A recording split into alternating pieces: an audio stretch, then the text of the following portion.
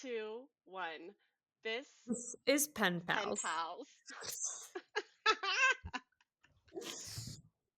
We're such dorks. I'm Krisserin Canary. And I'm Kelton Wright. Follow our quest to publish our first novels. From first drafts to query letters. Through inevitable rejections. And hopefully eventual success. From California to Colorado. This is Pen Pals. Hi, Kelton. Hi. I had a nice week.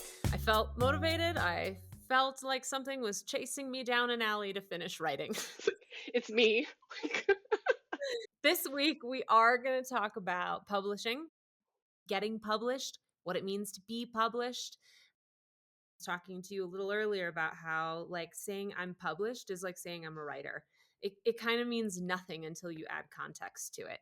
And so this week, we're going to talk about the ways that you and I have been published, what we want our future of publishing to look like, and what it takes to achieve some of those goals, whether it's a blog, article, a magazine, all the way to the big leagues. But first, we've got to talk about last week's goals. Krisserin, what was your goal last week and how well did you do?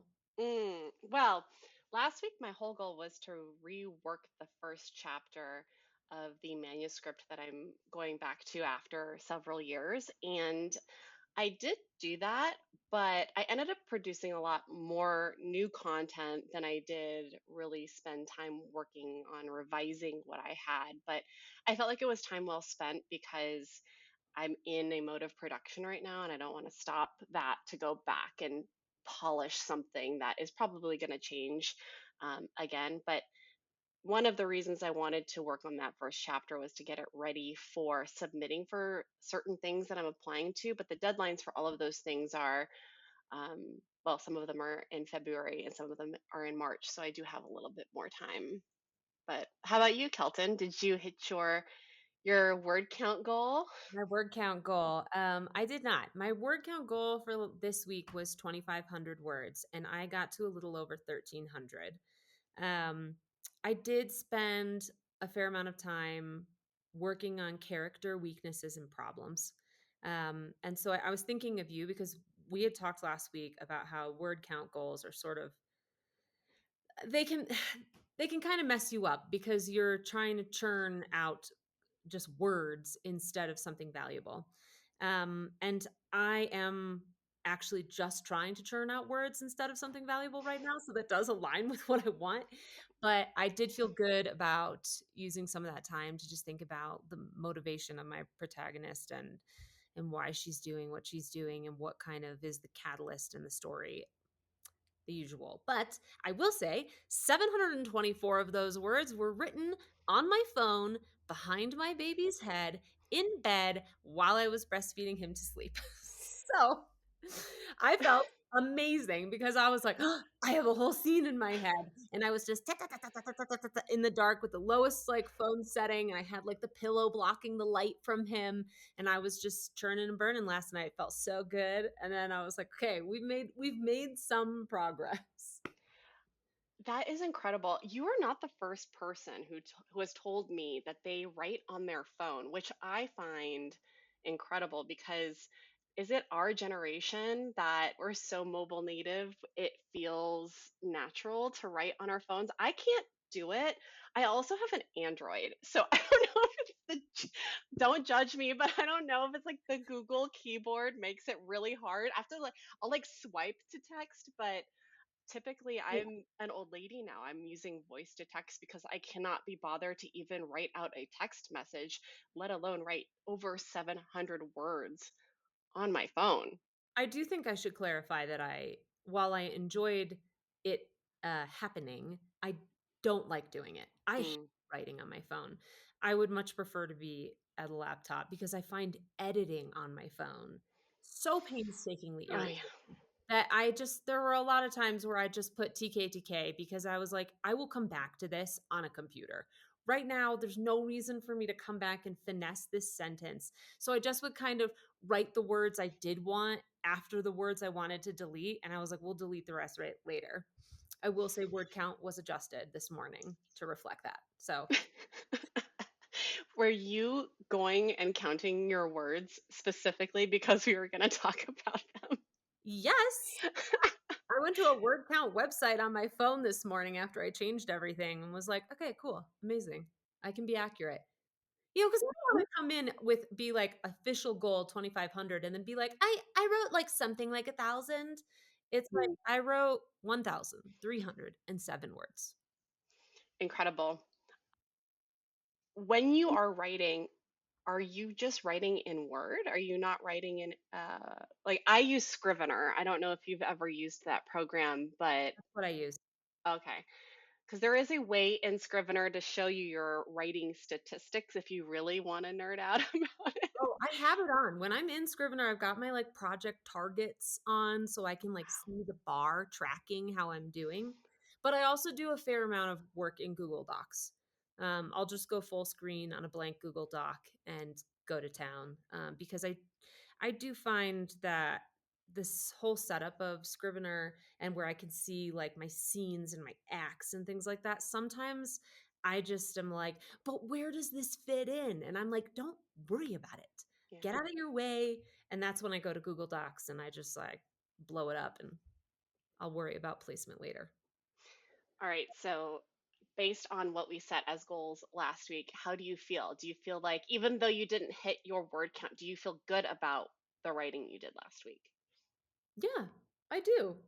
I feel like I know my characters a little bit better. I feel like I got some backstory in my head. One of my characters writes like limericks and little songs, and I wrote one that I love for the story. It's funny writing lyrics for a book because it's like you really have to have the kind of like a lyrical cadence to the writing in order for it to translate at all. But I think it works. I think it works. So I am happy. Are you happy? Yeah, I am happy. I wrote a lot.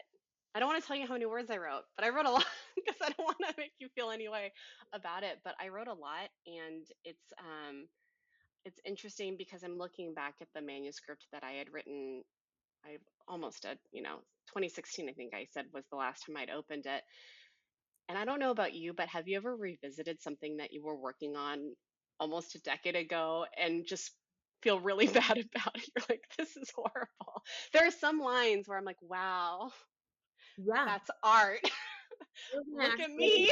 we're going to talk about in this episode something I wrote when I was 23. So yeah, I know exactly what you're talking about. 23 for me was so many years ago. I think I've lost any files. And no, there's no publishing footprint to go back to, but that is brave. You're brave. Yeah, might call it foolish. So all right, let's get into this week's episode, content publishing. Have you ever been published? I mean, yeah, Yeah. kinda. What does it mean? So I primarily focus on novels, which is not something that has a very short life cycle in terms of getting published. So I have written the odd short story here and there and did have one published a really long time ago in a literary journal that no longer exists. So Classic literary journal. yeah, and I want to talk about that a little bit too, because I think last week we talked about short stories that we've done that we would love to find homes for. And I have been on the hunt to find a home for a short story that I worked on recently. And it feels like there are no literary journals anymore, or at least when I go and search for literary journals for science fiction or speculative fiction, which is where I've been spending a lot of my time, there aren't a lot of publications out there, or if there are, they're closed for submission, or if they are accepting submissions, it's like, quarterly they publish, or maybe they have a short submission window. So it feels like this, this thing that exists, but I don't know how to access it, if that makes Totally. sense. Yeah, or you find that the costs are prohibitive to apply, or the word count, it doesn't align with the story you wrote. There's like always some reason where you're like, okay, great. Cool, Yeah, never mind. it is That's cool. I not for didn't the know faint of heart. you had gone the literary route so early in life. Yeah, I felt, I would love to hear about your earliest instinct that or your earliest feelings of wanting to write and be a writer. I was on the phone with my mom yesterday, and she my house was always filled with books, and I was recalling that she loves Jane Austen, the Clan of the Cave Bear novels. I don't know if you've read any of those, but they're massive books, and they're not for children. And I told her I think the first writing that I ever did was in fourth grade. We had to do book reports, and we would get points for reading books based on how long they were. So I went to the bookshelf and I found Clan of the Cave Bear, which is not appropriate for a 9 or 10-year-old to read. And I read the back of the book and I made up what the book was about in a book report. And that's probably me lying and cheating in my English paperwork or my book reports, where was my first writing, I love you for that. which really helped me throughout my English literature major at UCLA. Did a lot of skimming, but it was really at the end of college that I started writing and realizing that I wanted to write and be a writer. And I got a internship at HarperCollins in Los Angeles while I was in college, and so I knew that that's what I wanted to do, and did write a very short story. It did get published in the Broadkill Review, which I don't believe exists anymore, but it was very short. It was, which I feel like there's more opportunities for short fiction or flash fiction. The short stories I write now are, probably 2,000 plus words. Yeah. I mean, I think the short story I have is like a novella. It's like 20,000 words. So, yeah, hefty. Very cool. But what about you, Kelton? I feel like you have published a lot, like a lot. Yeah. I mean, in some ways, I think the first time I was published for real was Teen Vogue. I did a few stories for Teen Vogue many moons ago. But I came up through the blogosphere. I was a Zanga blogspot girl, just writing stories about my life. I came to writing through performance. I was a performer. I loved acting. I loved singing. I loved being on stage. I loved speaking and telling stories. And so writing came to me as like a secondary thing that I fell in love with later in life, probably when I was about like 22 or something like that, is when I really started to write. I've had many blogs, but in the successful ones, I had a Tumblr that was called Date by Numbers that had many thousands of readers tuning in for my dating escapades. And that blog was later turned into a book by Thought Catalog Publishing. I Thought Catalog, was known for its emotional pulls on the heart.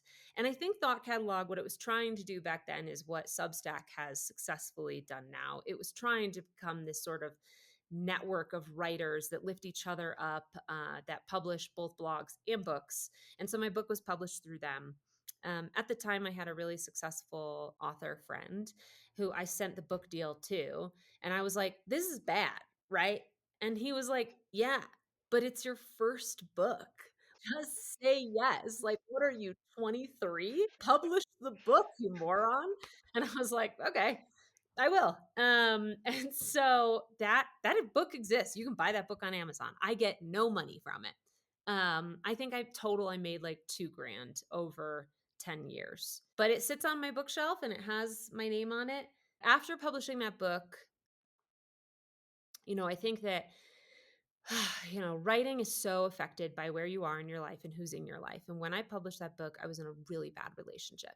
And he basically ruined my enjoyment of publishing that book and steered me away from writing. And thankfully, I steered myself away from him shortly after, but I also steered myself right into a career. And that is about when I met you. Yeah. That's when I the next like 8 years of my life was just like go to work, make money, win the rat race, and then I was like, wow, I hate these rats. So publishing went on a hiatus, but since then, it's like my hobbies have always driven publishing. Runner's World, Bicycling Magazine, Cosmo.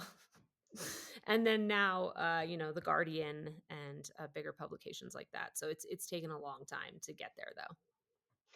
Tell me a little bit about the process of getting into these magazines because I personally have never submitted a proposal for a publication. And I know that the publishing landscape, especially for magazines and even the digital versions of those magazines, has changed a lot Yeah. since we have been working and have joined the rat race. Or I started in editorial content for web publications when I was a baby in my career. I started working right after college and have joined the rat race really early and then always worked on my hobby of writing on the side. Not that it's a hobby, it's my passion, but it was always the thing I did on the side.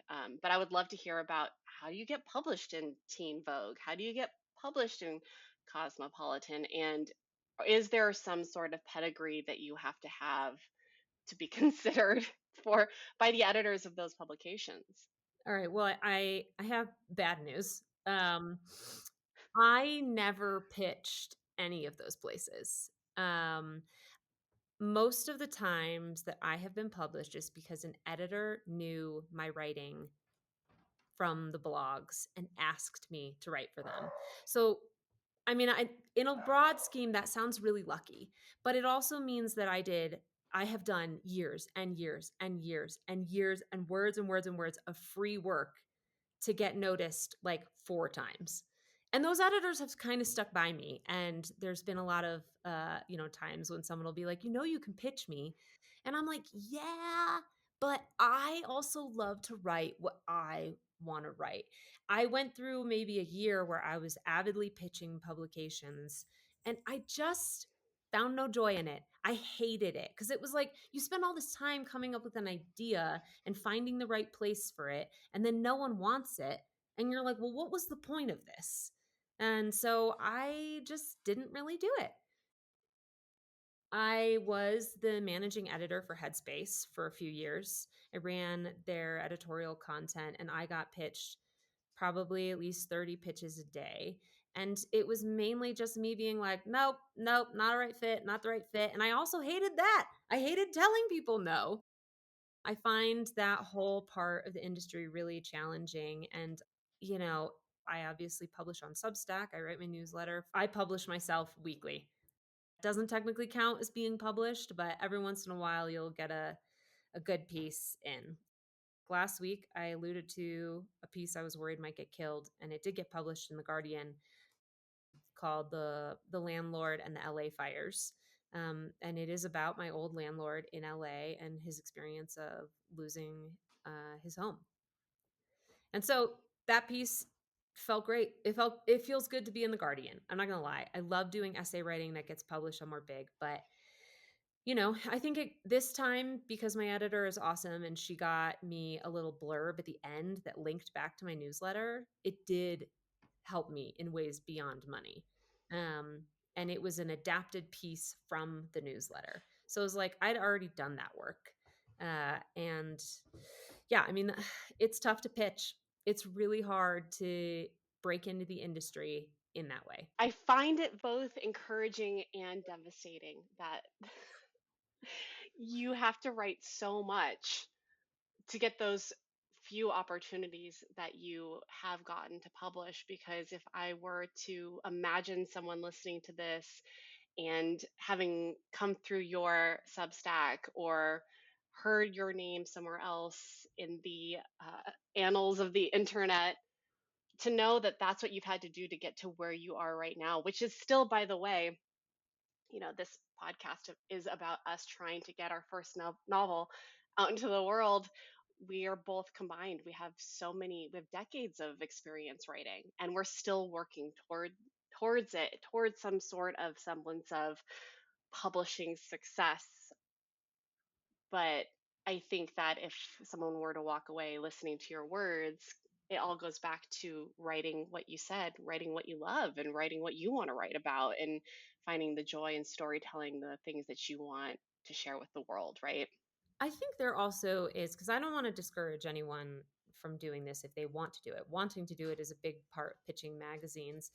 The thing for me about my writing is that I don't have like an idea and then gestate on it for like a couple weeks and then write something. When I write, I just get the urge to write and I sit down and I write. And so I end up writing a piece. And magazines don't want your piece, they want your pitch. So there are a lot of people out there who they think of an idea. And if you have an idea for a story and you're gestating on it, then you have time to be like, who would be interested in this? Like, what magazine would publish something like this? And so, if that's your approach, I think then it's much easier because you can be like, all right, I want to write about how Christmas trees add to the carbon footprint and whether or not, a fake versus real Christmas tree is worse for the environment. If that's kind of your vibe, the thing you want to write about, then you can go look like, would Outside Magazine want this? Would The Atlantic want it? There's like a range of publications and you can start pitching them while you're thinking about the story and contacting sources.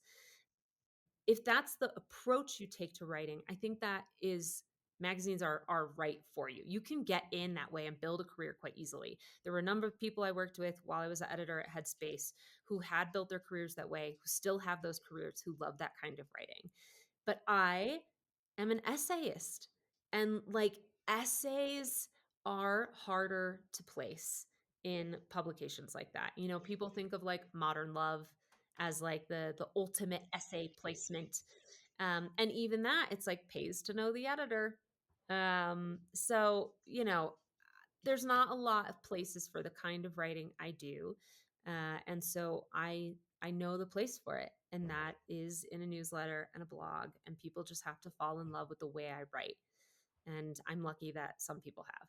There is something to be said, though, about the fact that when you're pitching to, if and when you do, I know that you're not doing that as much anymore, and but you're pitching as Kelton Wright, and someone could have heard of you or search on Google for your name and see all of the content that you have published, and it helps get your foot in the door. And I think that that is so much of publishing, is how can you get your foot in the door so that when people see your name, they want to pay attention to what you have to say.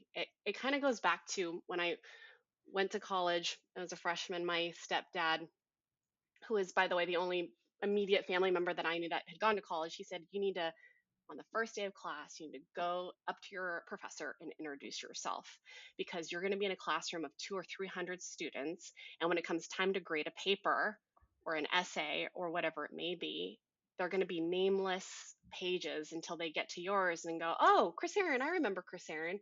I had a conversation with her. And then there's more of a warm reception, right?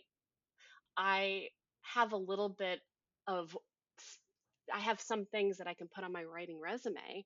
I took a ton of classes at UCLA Extension, so I met a lot of teachers and writers through that. I was a Penn Center Emerging Voices Fellow, so I have that, I don't know, validation or qualification of my writing background, but it still didn't do anything for me when I was querying agents. Yeah, I mean, it's tough now because some agents and some publishing newsletters, wherever you're reading about this sort of thing or listening, will say that in the end, platform doesn't matter if your book is good enough. But if your book is 95% good enough, then having a platform inevitably matters. It's a hard game to break into, just like everything else now. Even when you do query, getting out of the slush pile is really hard. I think having a recognizable name or having things on your writing resume that distinguish you from everything else that people are getting is a huge advantage. I spent a lot of money to get the things that are on my writing resume. I took a lot of classes. These are not cheap classes through UCLA Extension. I'm taking classes through Harvard Extension right now. And a lot of that is because I'm getting a lot out of those classes. I'm learning a lot, but I'm also meeting people who can write letters of recommendation, introduce me to people. It's you kind of pay your way in, you know? Yeah. And that is something that because I've been working and, have a spouse who has a good job and we have, money saved, these are things that I can spend money on to Yeah. help get me in front of people. But I wish there were other ways. The writing still has to be good. You're right. It has to be really good so that they can't ignore you. I think in addition to paying your way in, you can also play your way in, which is a lot of what I have been trying to do. A lot of the interactions I have with other newsletters, it's like I'm reaching out to people whose writing I think is really good, who are covering things that I think are fascinating and building friendships with them because I'm like, I think you're really cool. But inevitably, like those people, it's a rising tide lifts all boats, etc. Not true, but it does lift some boats. And when I see good work on Substack, I share it. And I've been having a lot of fun meeting people and building relationships that way. I don't have a writing group in this tiny town that I live in. And my writing friends are all online. And obviously my pen pal. And so I do think that you can just build relationships. I think that's a way. But my writing is, the reason that worked is because some of my writing is like way low brow and easy to write. And it's like fast publishing. I think some of the essays I write now are very great. They're great. They're very great. But a lot of the way in was like more commercial, more fun stuff. It's like I wasn't part of the shift at Teen Vogue writing about politics. I was writing about fun summer camps. It's not like some agent was like, "Wow, what a take." It's like I went in the low way. And I think that that's a valid, fun way to go. But I too have started to like pay. Uh, I'm taking a class in February on plot, and that it costs money to listen to experts. So Play your way in, pay your way in. So, if someone were to think about how they can get into publishing and they were to follow your play your way in model, it sounds like I don't want to put words in your mouth, but it sounds like starting a Substack or even a blog or just having a place to get your words out into the world so that you can gain attention would be a good foot in the door. yeah, Would you say that's true? it's also great practice. Like I publish every single week, and it has made my writing much better. Like I go back and read 3 years ago and I'm like, no, I'm a better writer now. And so I think, you got to put in your hours. You, but it's like you got to put in the time to get to know people too, if that's going to be your approach. I think if you want to get your MFA and meet people that way and try the traditional publishing route without any connections, like that obviously happens. It works for people. But it is brutal and hard and full of rejection and very expensive. But if you're like, I just want to write, start a blog, give yourself a publishing schedule. Maybe it's once monthly and, narrow in on your niche until you find what you want to be writing. I recently looked up these MFA programs because it's always this thing in the back of my mind like I'll just go get an MFA, you know? It's easy. Do you want to know how much they cost? Oh God. Do you know how much they cost? I'm I mean, I just kind of assumed it would be minimum like 40 grand. That's a great guess. That's a great guess on the low end of where they start. And I'm talking about low residency MFAs because I have a family and I cannot leave my family to go to Austin or what's it, Iowa City? Is that where it is in Iowa? Or like I I haven't even looked it up. I have never in my life considered getting any kind of master's degree. I knew day one of college, I was like, this is it. And I had an amazing copywriter professor who was like, he was trying to be real with me. He was like, Kelton, do you really think that you're going to go to law school? Which is sort of what I thought. I loved law. I still love law. I think it's fascinating. Um, but when he was like sitting me down, he was like, you're never going to do it. It's not who you are. Like you don't Rude. he was like, you don't even want to be here. You want to be like out in the world. When I think about an MFA, I know it's not for me. I know it's not for me. And it's not for the kind of writing I do either. Like the fiction I do is like kind of fun and silly. Like I will send you the short story that I wrote and you will see that it is not MFA friendly. Ours, I will say, not to defend MFAs because I think they're indefensible. They should not be this expensive.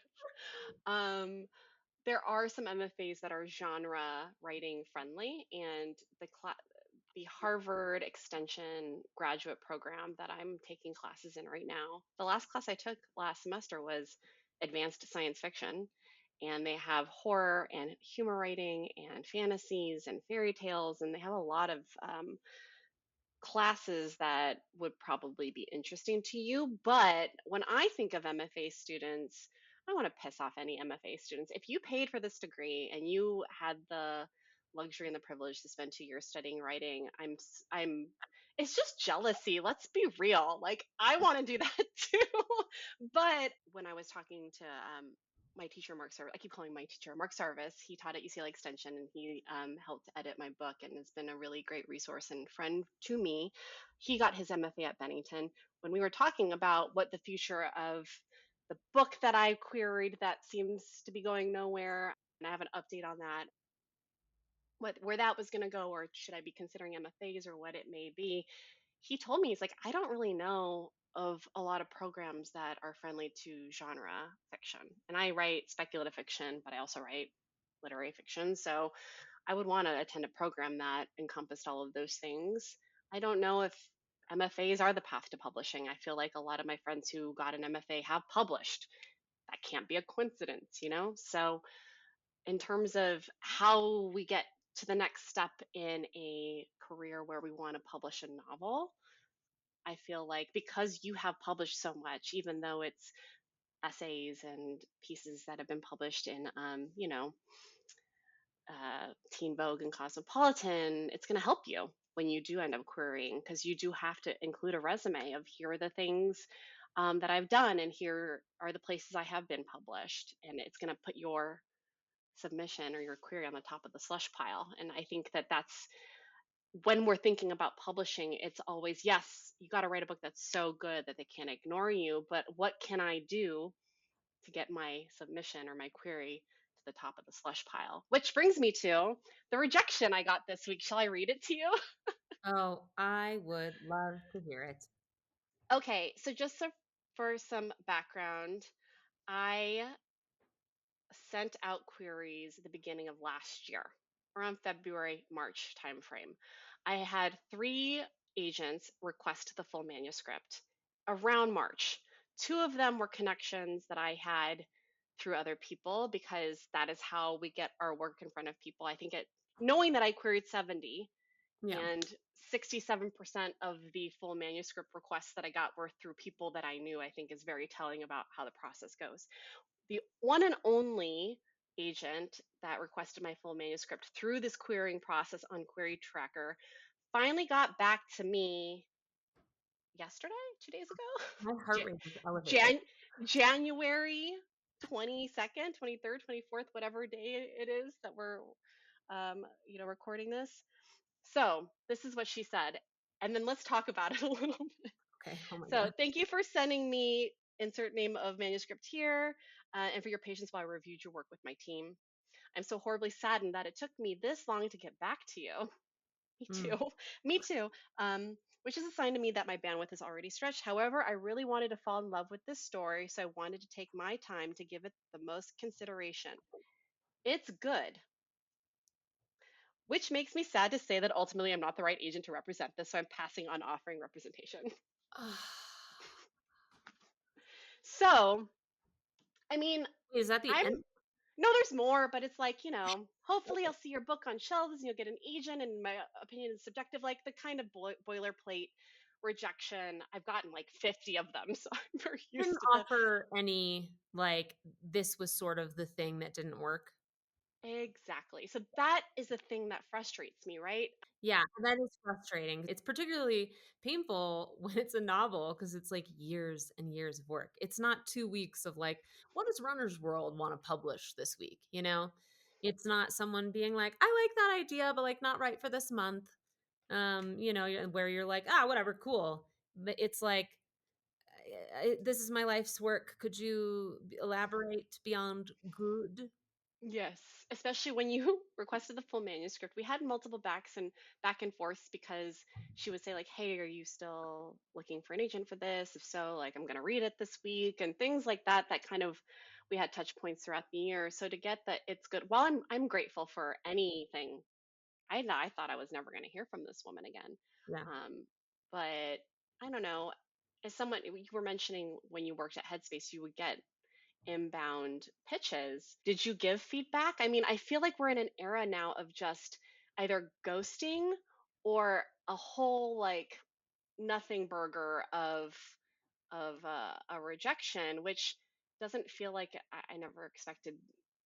I don't expect the publishing industry to be a warm and fuzzy place, but I think that it starts with us lifting each other up. And you mentioned, even with your Substack audience and the people that you're reading, I feel like when I talk to other writers, we're all very supportive of one another and we try and lift each other up. But then we hit this publishing wall where it's like, I don't know how many times you have to like hit the ceiling before it finally cracks open for you. But this is disheartening to say the least. Yeah. When I was at Headspace, I did give feedback, and it was based on a few things. One, they had to be close.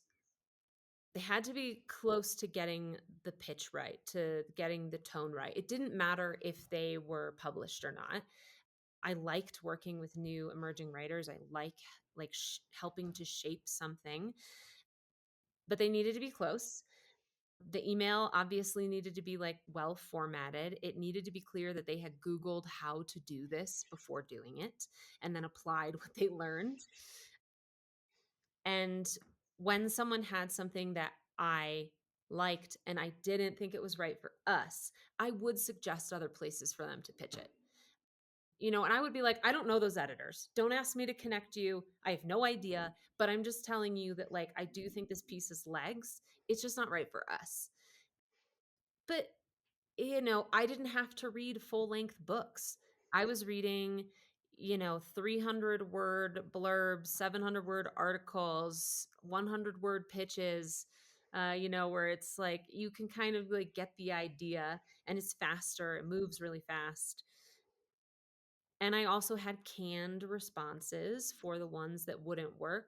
So I would, I would read every pitch, but then it was like I didn't have to do the labor of being like, this is wrong for us. I could just copy and paste one of the responses that I felt was appropriate, and that gave me time to spend helping those other people.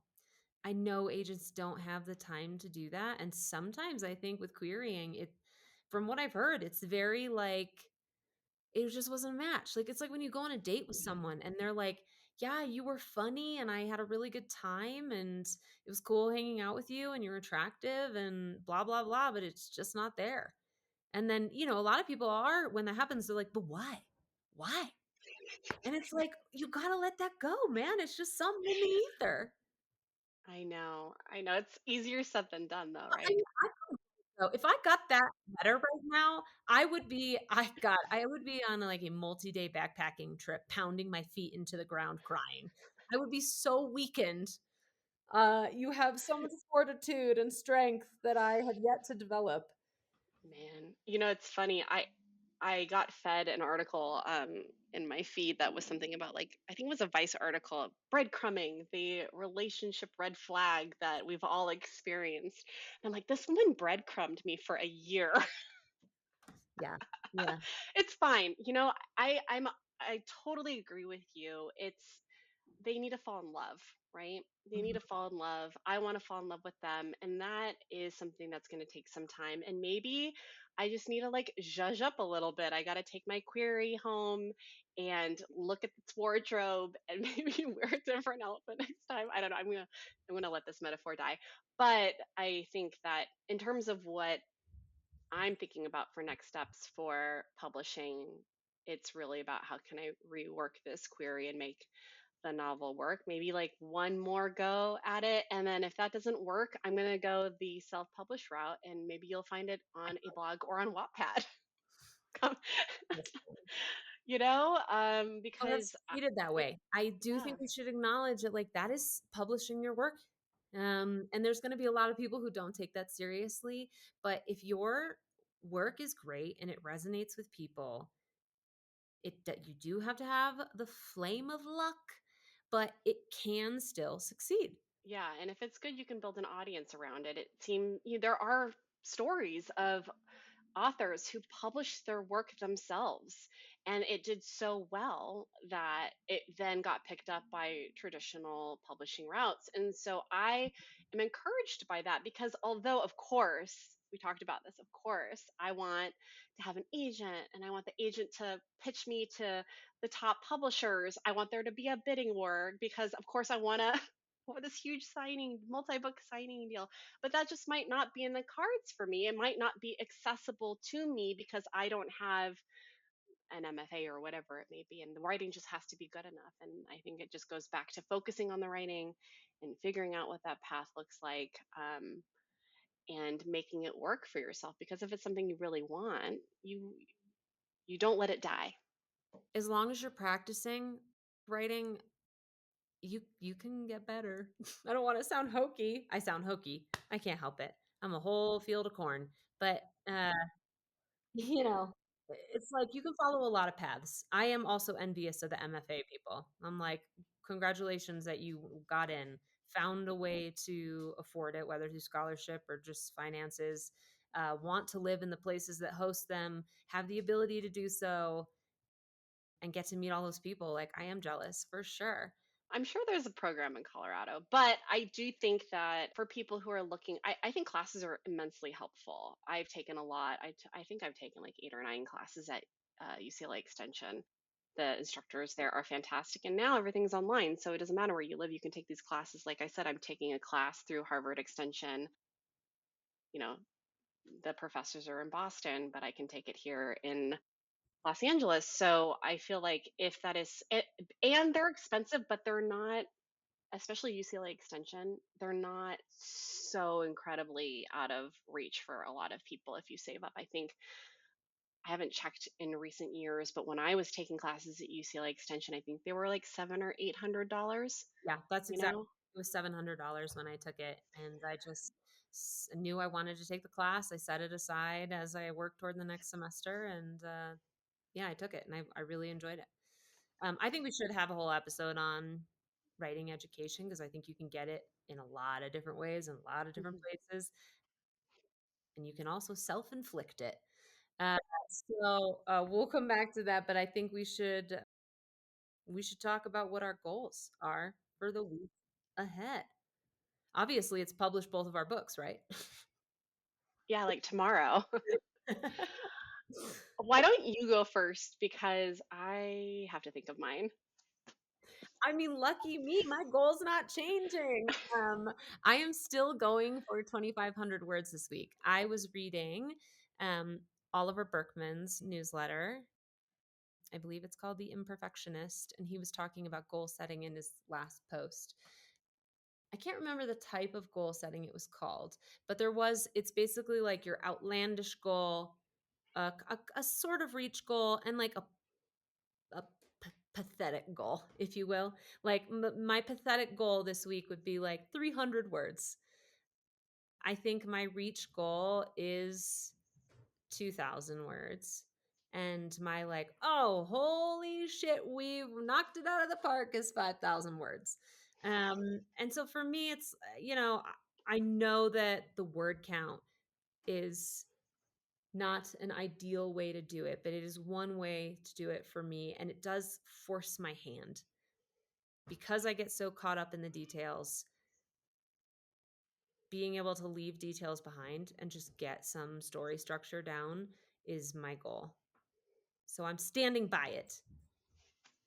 I like it. All right. I like it. Have you thought about it now? What is your goal?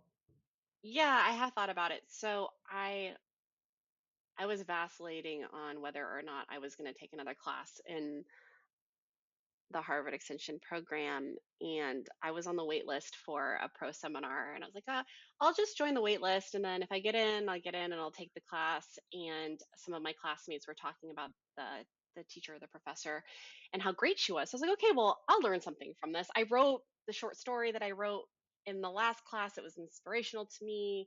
If this teacher's good, great, then I'll learn something from her. But it's going to be a lot of work. It's almost 2.5 hours twice a week of just class, and that doesn't Wow. include homework.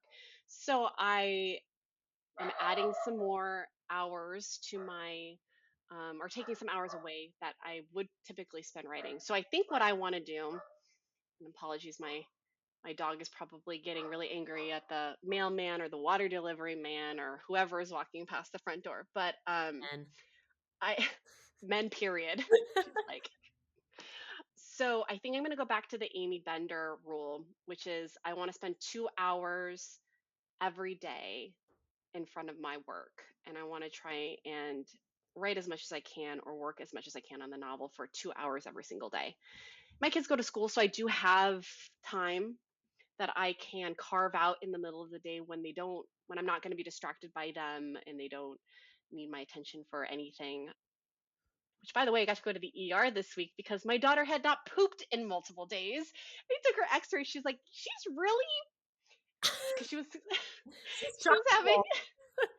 so this is like TMI, but she was having like sharp stomach pains, and my mother-in-law just had an emergency appendectomy. So we're like, okay, well, we're going to the ER. We don't need to do another one of those. And the doctor was like, she's really full in there. So that was fun. So that is my goal, is sitting down in front of my computer for 2 hours every single day at minimum and getting as much of the work done on my novel as possible. Nice. I love it. All right. All Well, right. until we get published, thanks for joining us on Pen Pals, where we navigate the highs and lows and plot holes of being a writer. Like all artists, we love for our work to not just disappear into the ether. So you know what to do on a podcast. Subscribe, like, comment, share, tell people, blah, blah, blah. And if you've got a story or a struggle you want us to tackle, you can drop us a line. Krisserin, where can anybody email us? We have an email. It is Yay! official pen pals pod at gmail.com. Until next week, good luck, good writing. Goodbye.